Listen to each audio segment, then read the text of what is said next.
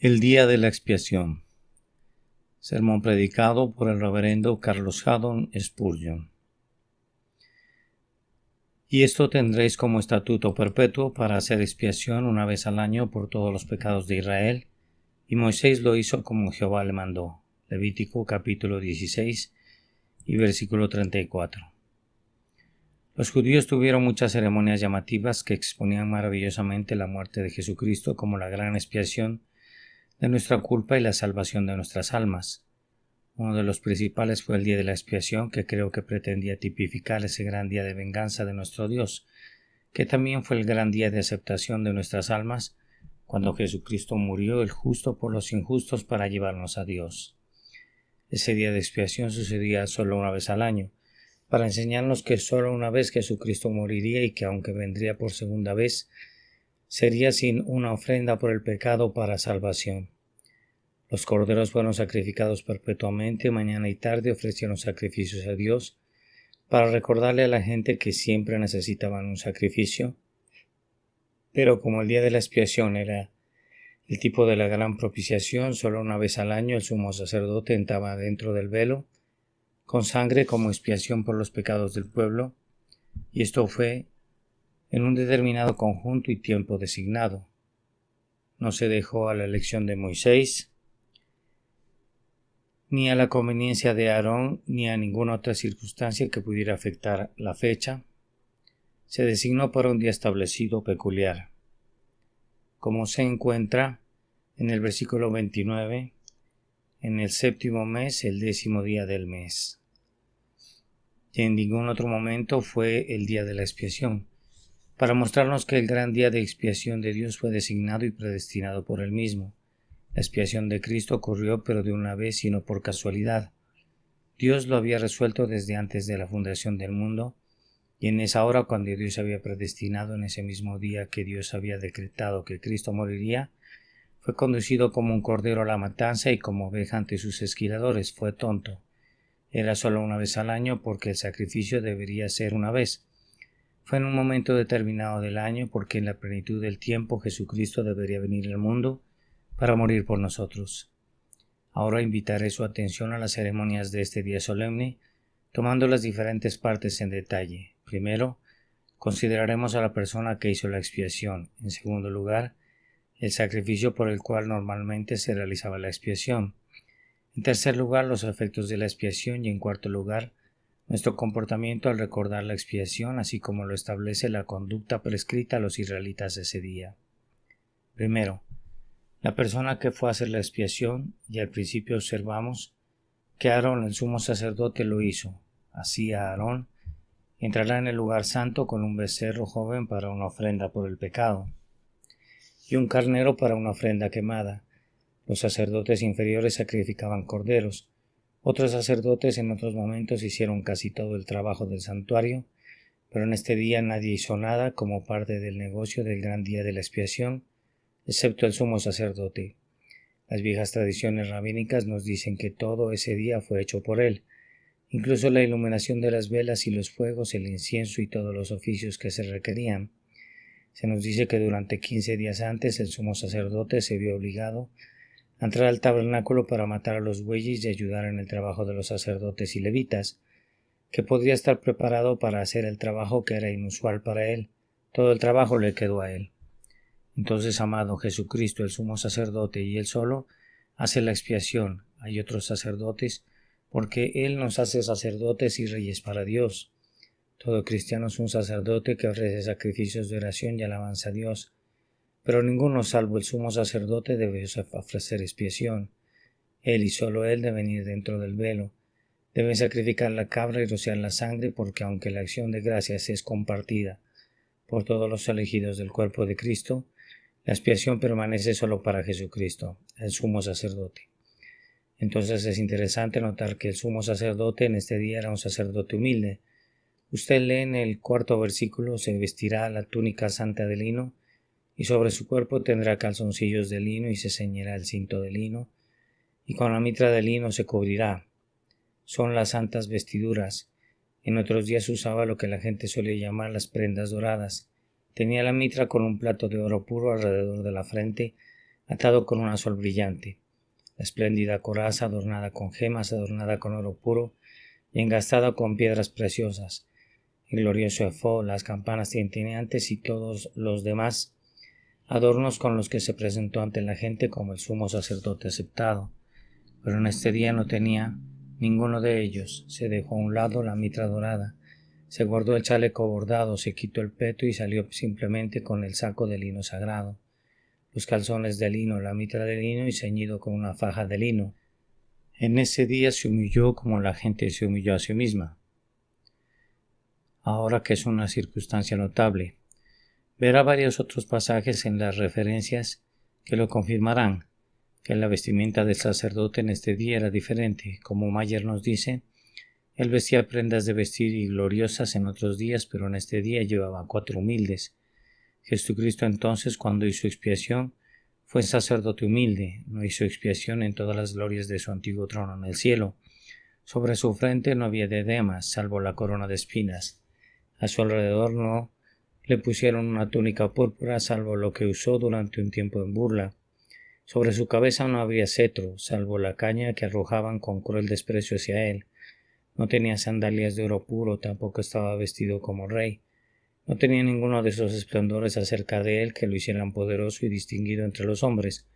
Salió en su cuerpo simple, sí, en su cuerpo desnudo, porque le quitaron incluso la túnica común, y lo hicieron colgar ante el sol de Dios y el universo de Dios, desnudos para su vergüenza y para la desgracia de aquellos que decidieron hacer un acto tan cruel y cruel. Oh alma mía, adora a tu Jesús, quien cuando hizo expiación se humilló y envolvió alrededor de él un atuendo de tu arcilla inferior. Oh ángeles, ustedes pueden entender cuáles fueron las glorias que él dejó a un lado. Oh tronos, principados y poderes, pueden decir cuál fue la diadema con la que dispensaba y qué vestiduras dejó a un lado para envolverse en ropas terrenales. Pero hombres, apenas se puede decir cuán glorioso es el sumo sacerdote suyo, apenas se puede decir cuán glorioso fue antes, pero adórenlo, porque ese día fue el simple lino limpio de su propio cuerpo, de su propia humanidad, en el cual hizo expiación por sus pecados. En el siguiente lugar, el sumo sacerdote que ofreció la expiación debe ser un sumo sacerdote impecable, y debido a que no se encontró nada así, ya que Aarón era un pecador y la gente observará que Aarón tuvo que santificarse y hacer expiación por su propio pecado antes de poder entrar para hacer una expiación por los pecados de la gente. En el tercer versículo que lee, así Aarón entrará en el lugar santo con un becerro joven para una ofrenda por el pecado y un carnero para una ofrenda quemada. Estos fueron para él. En el sexto verso se dice, y Aarón ofrecerá su becerro de la ofrenda por el pecado, que es para sí mismo, y hará expiación por sí mismo y por su causa. Sí, mas antes de ir dentro del velo con la sangre de la cabra, que era la expiación de la gente, tuvo que ir dentro del velo para hacer expiación por allí, por sí mismo. En los 11 versos se dice, y Aarón traerá el becerro de la ofrenda por el pecado, que es para sí mismo, y hará expiación por sí mismo y por su causa, y matará el becerro de la ofrenda por el pecado, que es para sí mismo. Y tomará un incensario lleno de brasas de fuego del altar delante del Señor y sus manos llenas de incienso dulce y pequeño, y lo traerá dentro del velo, y pondrá el incienso sobre el fuego delante del Señor, para que la nube del incienso cubra el propiciatorio que está sobre el testimonio, para que no muera. Y él tomará de la sangre de tu becerro, es decir, el becerro que mató para sí mismo, y lo rociará con su dedo sobre el propiciatorio hacia el este, y antes del propiciatorio rociará la sangre con su dedo 7 veces. Esto fue antes de matar a la cabra, porque dice, entonces matará a la cabra. Antes de tomar la sangre, que era un tipo de Cristo dentro del velo, tomó la sangre, que era un tipo de Cristo en otro sentido, con lo cual se purificó. Aarón no debe ir dentro del velo hasta que por el buey sus pecados hayan expirado típicamente, ni siquiera sin el incienso humeante delante de su rostro, para que Dios no lo mire y muera siendo un mortal impuro. Además, los judíos nos dicen que Aarón tuvo que lavarse, creo, 5 veces al día, y se dice en este capítulo que tuvo que lavarse muchas veces. Leemos en el 4º versículo, estas son vestiduras santas, por lo tanto, él lavará su carne en agua y así se los pondrá. Y en el versículo 24, él lavará su carne con agua en el lugar santo y se pondrá sus vestiduras. Como ves, Estaba estrictamente previsto que Aarón en ese día fuera un sacerdote sin mancha. No podía ser así en cuanto a la naturaleza, pero ceremonialmente se tuvo cuidado de que estuviera limpio. Fue lavado una y otra vez en el baño sagrado, y además de eso estaba la sangre del becerro y el humo del incienso para que pudiera ser aceptable delante de Dios.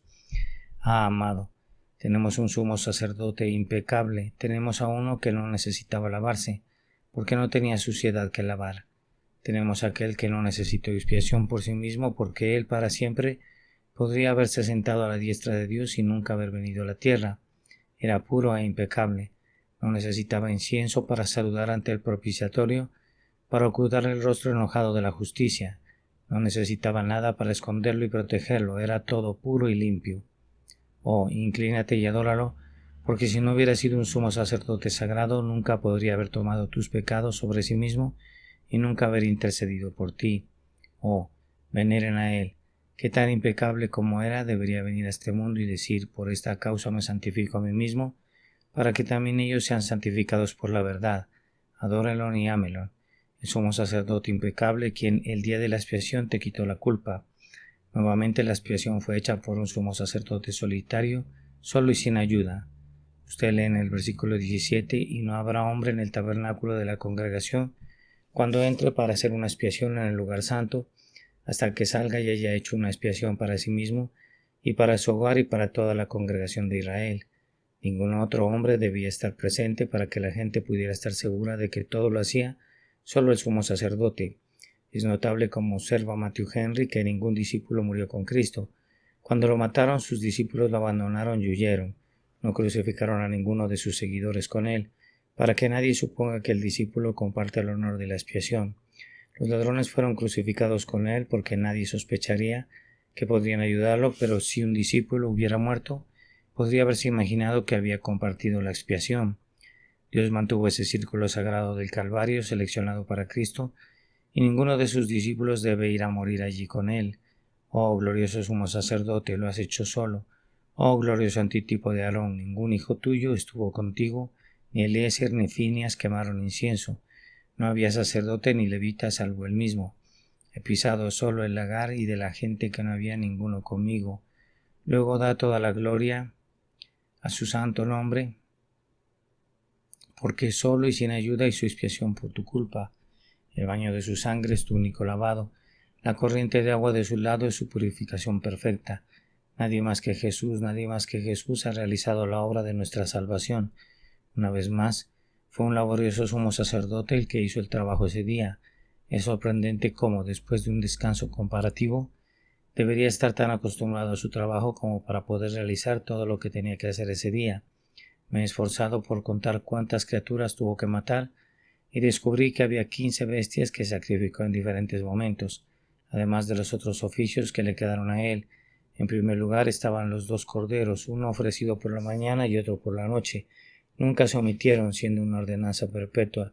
En este día el sumo sacerdote mató a estos 2 corderos. Además, si recurres al números 29, 7, 11, y tendrás en el 10º día de este 7º mes una santa convocación y afligirás tus almas. No harás ningún trabajo en ellas, sino que ofrecerás una ofrenda quemada al Señor por un dulce sabor. Un becerro joven, un carnero y 7 corderos del primer año serán para ti sin mancha, y su ofrenda de carne será de harina mezclada con aceite, 3 décimas por un becerro y 2 décimas por un carnero, un acuerdo de varias décimas por un cordero a lo largo de los 7 corderos, un cabrito de las cabras para una ofrenda por el pecado, además de la ofrenda por el pecado de expiación y el holocausto continuo, y la ofrenda de carne y sus ofrendas de bebidas.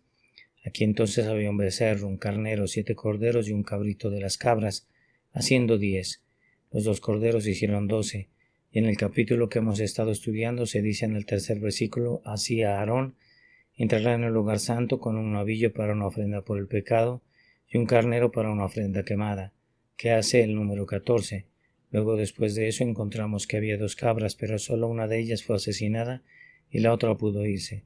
Por lo tanto, había 15 bestias para ser sacrificadas, además de las ofrendas quemadas de acción de gracias que se ofrecían, como una muestra de que la gente ahora deseaba dedicarse al Señor por gratitud, que la expiación de la ofrenda por el pecado había sido aceptada.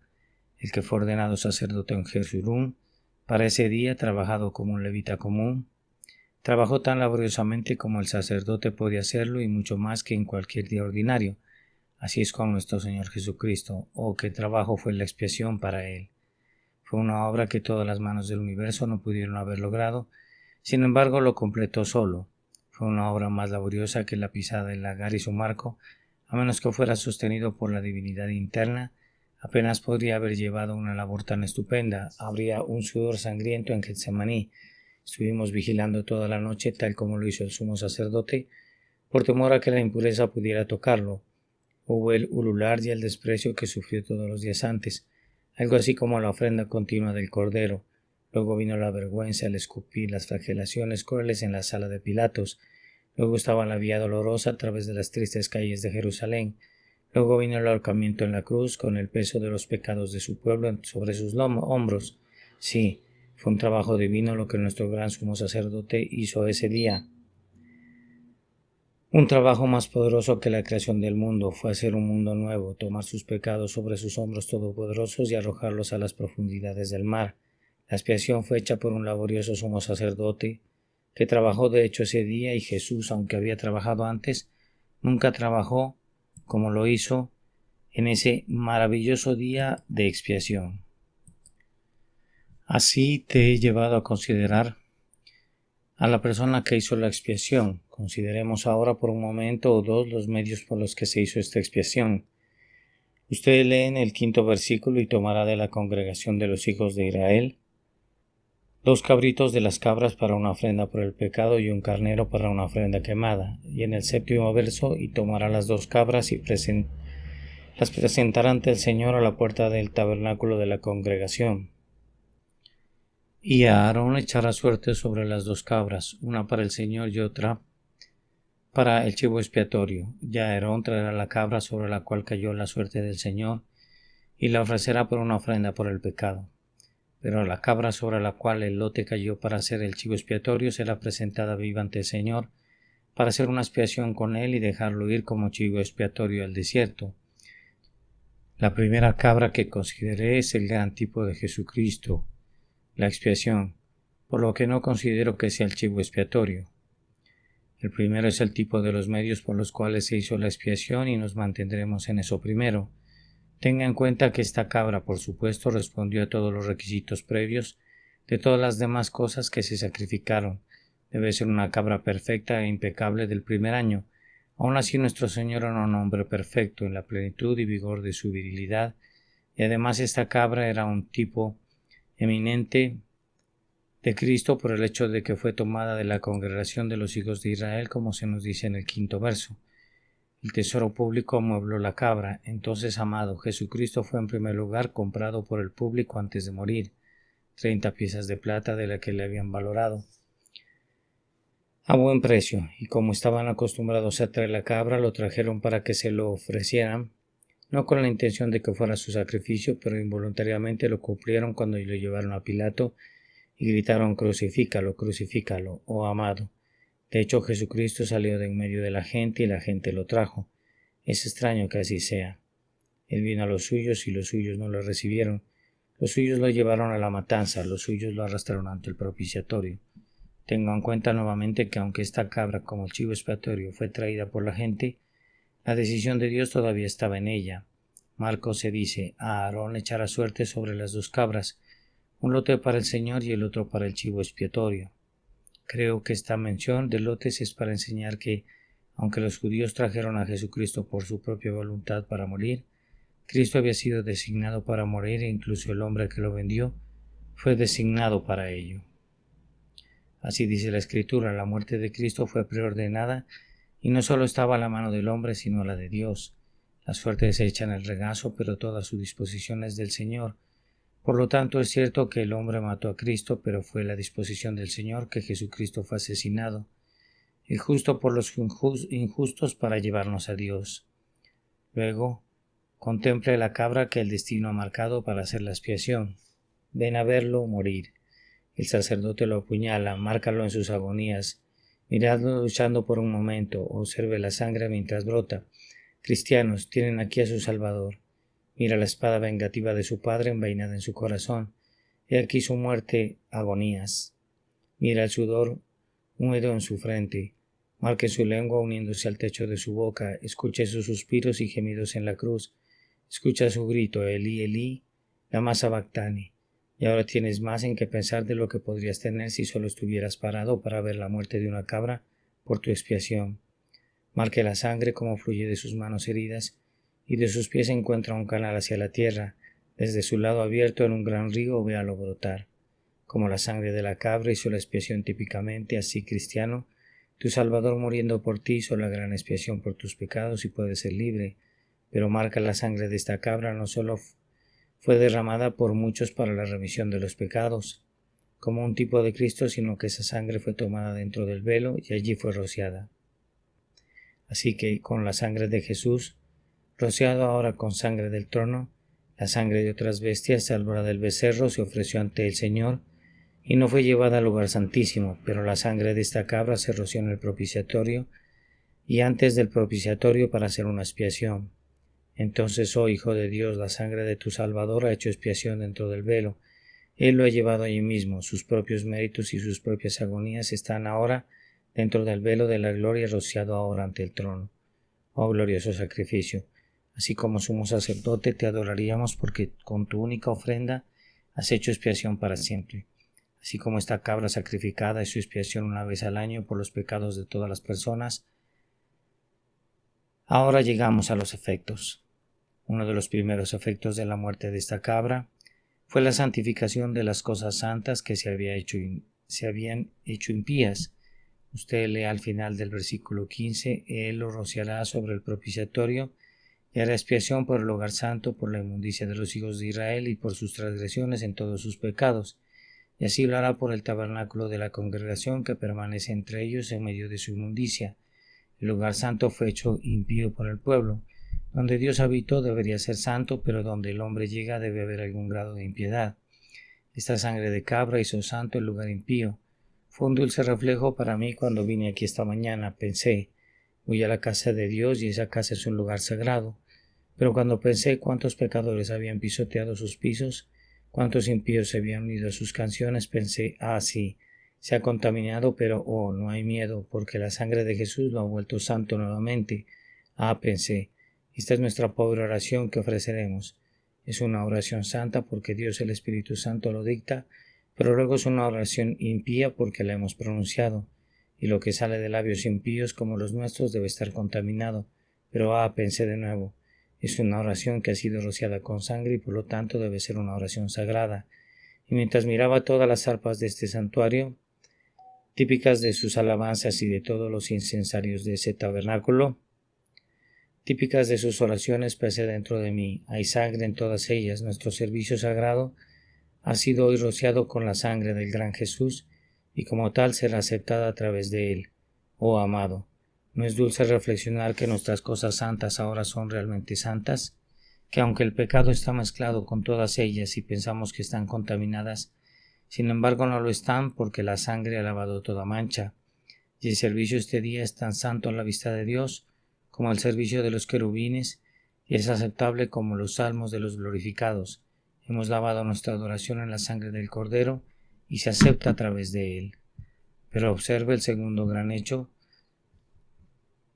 que fue que sus pecados fueron quitados. Esto fue expuesto por el chivo expiatorio. Usted lee en el versículo 20, y cuando haya terminado de reconciliar el lugar santo y el tabernáculo de la congregación y el altar, traerá la cabra viva, y Aarón pondrá ambas manos sobre la cabeza de la cabra viva y confesará sobre todas las iniquidades de los hijos de Israel y todas sus transgresiones en todos sus pecados, poniéndolo sobre la cabeza de la cabra, y lo enviará lejos por la mano de un hombre apto en el desierto, y la cabra deberá llevar sobre él todas sus iniquidades a una tierra no habitada, y él soltará la cabra en el desierto. Cuando eso se hizo, ya ves, la gran y maravillosa expiación se terminó, y los efectos de la misma se expusieron a la gente. Ahora, no sé cuántas opiniones hay sobre este chivo expiatorio. Una de las opiniones más extrañas para mí es la que tiene una gran parte de hombres eruditos y veo que está al margen de mi Biblia.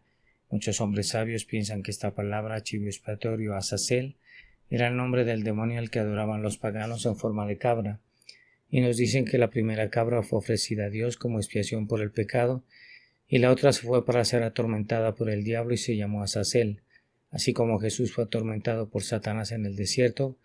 Según esta opinión, es suficiente objetar que es difícil concebir cuando se ofreció la otra cabra a Dios. Esto debería enviarse entre los demonios. De hecho, la opinión es demasiado grosera para creer. Solo necesita ser mencionado para ser refutado. Ahora la primera cabra es el Señor Jesucristo haciendo expiación por su muerte, por los pecados del pueblo. El segundo es enviado al desierto y ya no se sabe nada de él para siempre, y aquí se sugiere una dificultad. ¿Fue Jesucristo a donde nunca más se supo de él para siempre? Eso es lo que no debemos considerar en todas. La primera cabra era de un tipo de expiación, la segunda es el tipo del efecto de la expiación. La segunda cabra se fue después de que la primera fue sacrificada, llevando los pecados de la gente sobre su cabeza, y así expone como chivo expiatorio cómo nuestros pecados son llevados a las profundidades del desierto. Este año se exhibió en la Art Union una bella imagen del chivo expiatorio muriendo en el desierto. Estaba representado con un cielo ardiente sobre él, sus pies clavados en el lodo, rodeados por cientos de esqueletos, y allí muriendo una muerte triste y miserable. Ahora eso fue solo una tontería gratuita, porque no hay nada en la escritura que lo justifique en lo más mínimo. Los rabinos nos dicen que esta cabra fue llevada por un hombre al desierto y allí cayó por una roca alta para morir. Pero como dice un excelente comentarista, si el hombre la empujó hacia abajo, hizo más de lo que Dios le había dicho que hacer. Dios le dijo que tomara una cabra y la dejara ir. En cuanto a lo que sucedió con esto, ni usted ni yo sabemos nada. Eso se deja fuera a propósito. Nuestro Señor Jesucristo ha quitado nuestros pecados sobre su cabeza, así como el chivo expiatorio, y se nos ha ido. Eso es todo. La cabra no fue un tipo en su muerte, en lo que respecta a su destino posterior. Dios solo nos ha dicho que debe ser llevado por la mano de un hombre apto al desierto. El relato más correcto parece ser el de un rabino Harchi, que dice que generalmente sacaron la cabra a 12 millas de Jerusalén, y en cada milla había un puesto donde el hombre que lo tomó podía refrescarse hasta llegar a la 10ª milla. Luego no hubo más descanso para él hasta que vio a la cabra irse. Cuando llegó a la última milla se puso de pie y miró a la cabra hasta que desapareció y no pudo verla más. Entonces los pecados de la gente desaparecieron también. Ahora qué buen tipo si no preguntas más. Pero si te entrometes donde Dios pretendía que estuvieras en la ignorancia, no obtendrás nada de eso. Este chivo expiatorio no fue diseñado para mostrarnos la víctima o el sacrificio, sino simplemente lo que pasó con los pecados. Los pecados de la gente se confiesan sobre esa cabeza.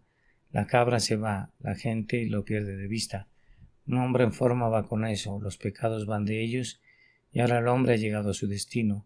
El hombre ve a la cabra a lo lejos saltando aquí y allá sobre las montañas, contento de su libertad.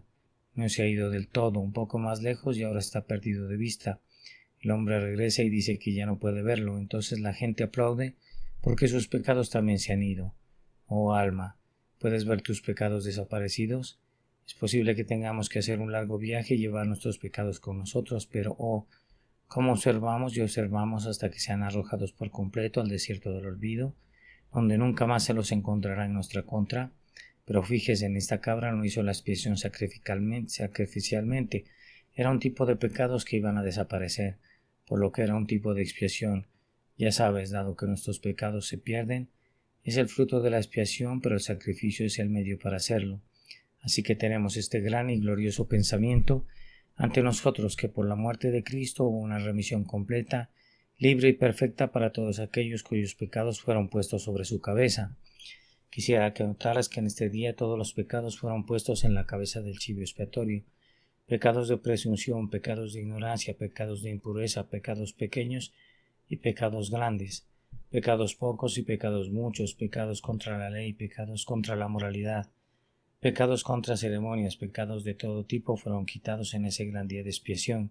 Pecador, que participaste en la expiación de mi Maestro, que pudieras verlo sacrificado en la cruz, entonces podrías verlo irse llevando cautivo al cautiverio y llevando tus pecados a lugares donde nunca podrían ser encontrados. Ahora tengo un hecho interesante que contarle y estoy seguro que pensará que vale la pena mencionarlo.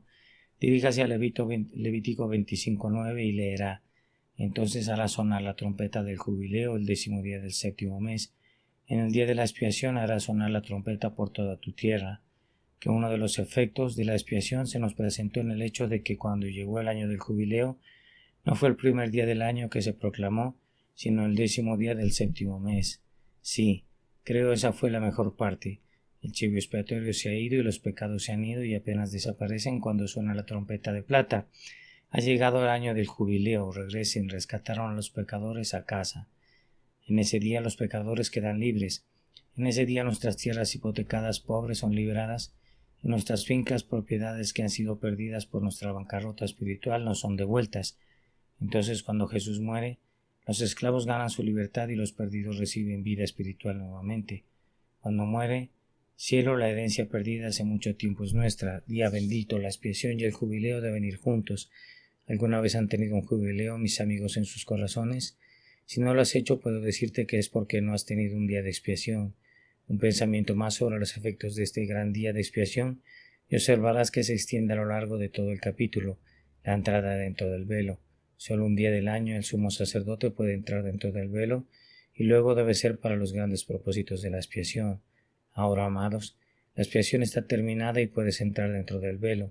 Teniendo audacia, por lo tanto, para entrar en lo más sagrado, entremos con valentía al trono de la gracia celestial.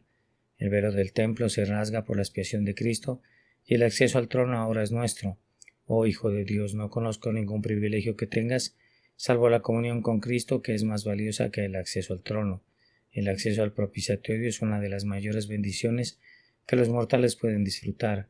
Precioso trono de gracia, nunca debería haber tenido derecho a ir allí si no hubiera sido por el día de la expiación. Nunca debería haber podido llegar allí si el trono no hubiera sido rociado con la sangre. Ahora llegamos a notar en cuarto lugar cuál es nuestro comportamiento correcto cuando consideramos el día de la expiación. Ustedes leen el versículo 29, y esto será un estatuto para siempre para ti, que en el 7º mes, en el 10º día del mes, afligirás tus almas. Esa es una cosa que debemos hacer cuando recuerda la expiación. Seguramente pecador no hay nada que pueda moverlo al arrepentimiento como el pensamiento de ese gran sacrificio de Cristo que es necesario para lavar su culpa. La ley y los terrores se endurecen, pero creo que la idea de que Jesús murió es suficiente para hacernos derretir. Es bueno, cuando escuchamos el nombre del Calvario, siempre derramar una lágrima, porque no hay nada que deba hacer llorar a un pecador como la mención de la muerte de Jesús. En ese día afligirán sus almas, e incluso ustedes cristianos, cuando piensan que su Salvador murió, deben afligir sus almas, deben decir: pobre de mí, y sangró mi Salvador, y murió mi soberano, dedicaré esa cabeza sagrada por un gusano como yo.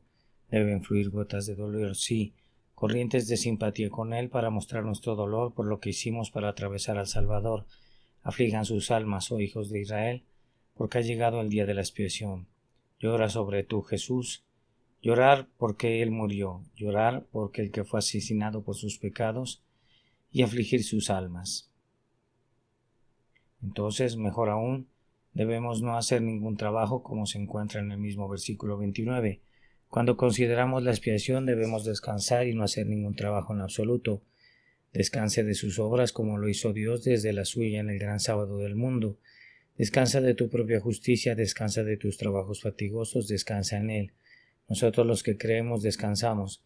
Tan pronto como veas la expiación terminada, di: está hecho, ahora serviré a mi Dios con celo. Ahora ya no buscaré salvarme, ya está hecho para siempre. Luego había otra cosa que siempre pasaba. Cuando el sacerdote había hecho la expiación, era normal que después de lavarse volviera a salir con sus gloriosas prendas. Cuando la gente lo vio, lo acompañaron a su casa con alegría y le ofrecieron holocaustos de alabanza ese día. Él estaba agradecido de que su vida se hubiera salvado al haber sido permitido entrar en el lugar sagrado y salir de él. Y están agradecidos de que la expiación haya sido aceptada. Ambos ofrecían holocaustos como un tipo de que ahora deseaban ser un sacrificio vivo, santo y aceptable para Dios.